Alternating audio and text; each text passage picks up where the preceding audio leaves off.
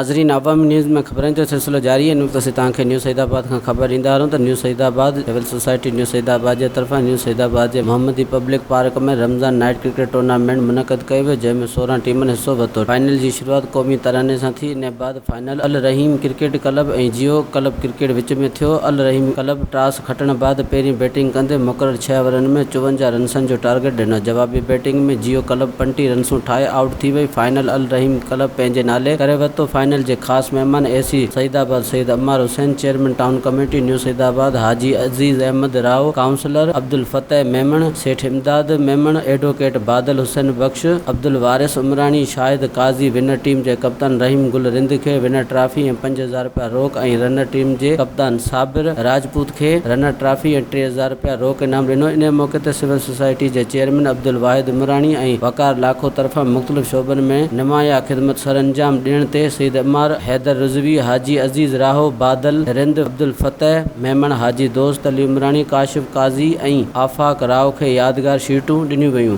वधीक ख़बरनि ऐं तफ़सील लाइ विज़िट कयो अवामी news Facebook page, YouTube page ऐं अवामी न्यूज़ वेबसाइट।